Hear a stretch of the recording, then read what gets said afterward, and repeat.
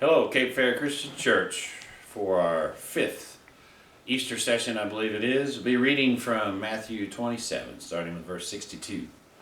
The next day, the one after preparation day, the chief priests and the Pharisees went to Pilate. "Sir," they said, "we remember that while he was still alive, that deceiver said, 'After 3 days I will rise again.'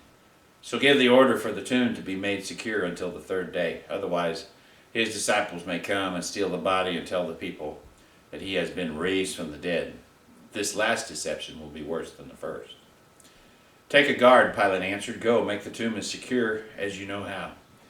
So they went and made the tomb secure by putting a seal on the stone and posting the guard. Luke 23, verse 55 says this: "The women who had come with Jesus from Galilee followed Joseph and saw the tomb and how his body was laid in it. Then they went home and prepared spices and perfumes, but they rested on the Sabbath in obedience to the commandment. Early on the first day of the week, while it was still dark, Mary Magdalene went to the tomb, saw that the stone had been removed from the entrance." We have different people doing different things on the day before Jesus rose from the dead. We have some doubters. We have Pilate's bunch who's looking to make Jesus look like the fool, look like the liar, and his followers as well. It says that the women, they saw where the body was laid, and then some of them went home and rested for the Sabbath. Probably some crying, lots of prayer. People were insecure. They didn't know what was going to happen. Maybe they remembered that Jesus said he was going to rise on the third day. Some believed it, some didn't know what to think. So all sorts of things happening there the night before Easter.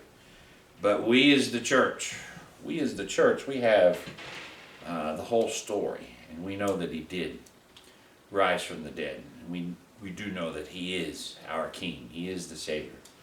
And so this day before Easter, let's think about who it is that we haven't shared the gospel with yet, and they don't know.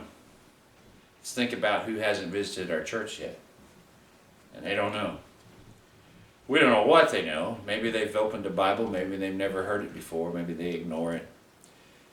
There's a lot of people haven't experienced the peace that only Jesus can bring, the confidence of making our salvation sure that can only come from hearing the Word. And so the day before Easter, let's think about how we can help people with that problem. We're not in the same boat as them. We know the truth. We've experienced a relationship with Jesus. We've read about his salvation. We know that he's coming back, and we attend Easter services, and we face each day with that eager anticipation. But there's a lot of people in this world that don't know the right from the left today because of everything that's happening. They don't know the truth from anything else. We do. We're fortunate. Before you go to church Easter morning, thank God for revealing himself to you.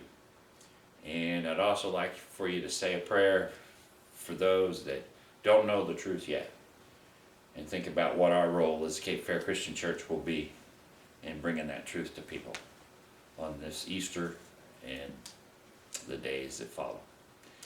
Hope you have a great day, great evening. Looking forward to a fantastic Easter, and providing that my technical assistant can help me and that the technology doesn't fail, maybe we'll have another video coming up.